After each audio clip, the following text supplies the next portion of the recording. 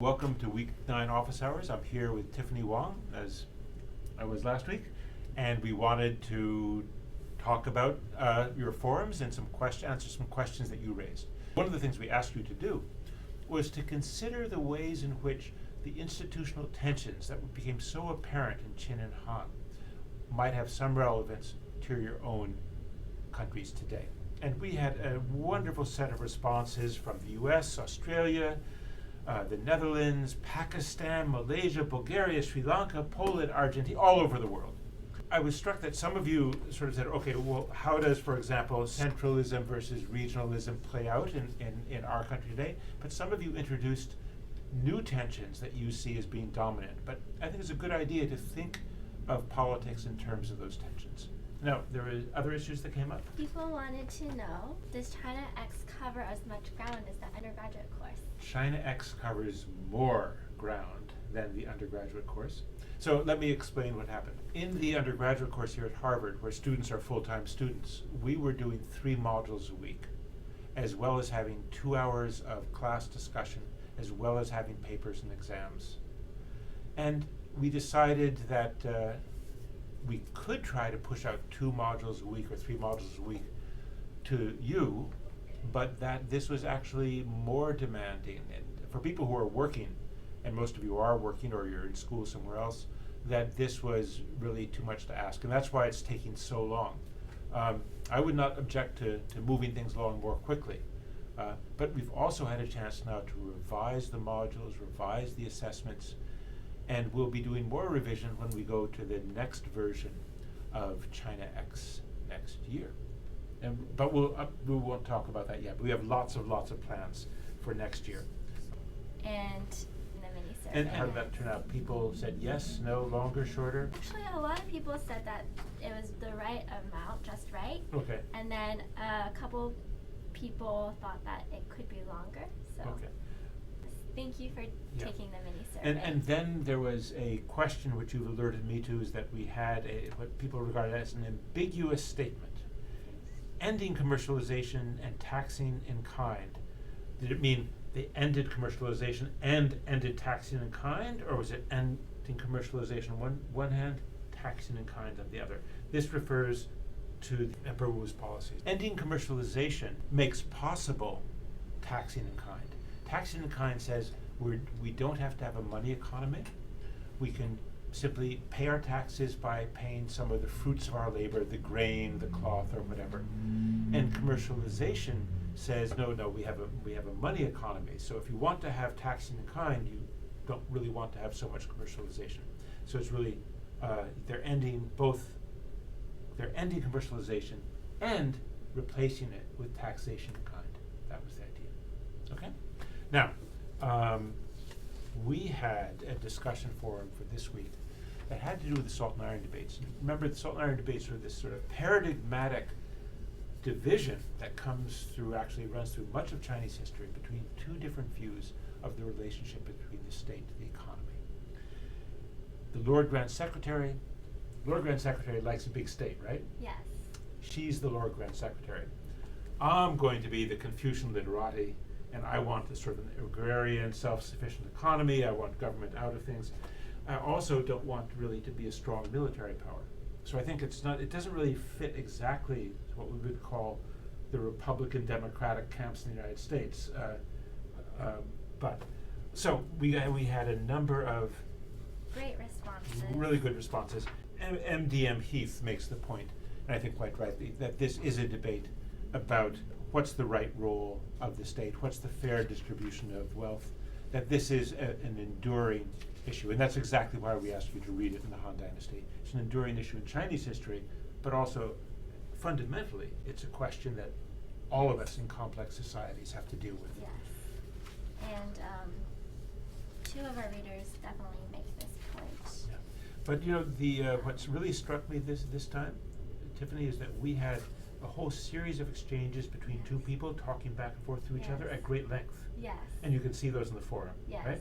So maybe we can just talk through one of them, one of the shorter ones between Rosin Knight and Veritas 98. Yes. Does Veritas 98 mean you graduated from Harvard in 1998? In any case, Rosa Knight takes the position of the Lord Grand Secretary, and the Lord Grand Secretary, according to Rosa Knight, his position is that the Great Han Empire must rule with both laws and benevolence, and the revenues that will be taken by the state will be able to be used to invest in to build roads and repair dams and supply garrisons and help the people, and that it's important to encourage merchants to trade with the barbarian states, not only because they will gain significant profit, but also because it will weaken the barbarian states at the same time. And Rosa Knight also makes an important distinction that a small country can be ruled by example and benevolence, but an empire must be ruled by laws. I'm not sure I've ever seen a small country ruled only by benevolence, but it's a good idea. And the point is well taken that the larger the country, the more you have to depend upon institutions and laws and control over violence and military force. Veritas 98 speaks to the literati and says, basically, Lord Grand Secretary, you were the one, or your government was the one that got us involved in all these foreign adventures and escapades, and now we're being asked to pay for it. Right? So fundamentally, you've created your desire for foreign conquest has forced you to create a system in which profit and money and gaining resources for the state becomes all important. And that's distorted things, because now what we have are really, who runs the show? Officials and merchants. They are the ones who can deliver wealth to the state. Yes. And Rosa Knight responds as the Lord Grand Secretary with the fact that Wu Di is the one that established Confucianism as an ideology for the empire, and you literati are all for Confucianism. And without a strong state, it's hard to have And Confucianism.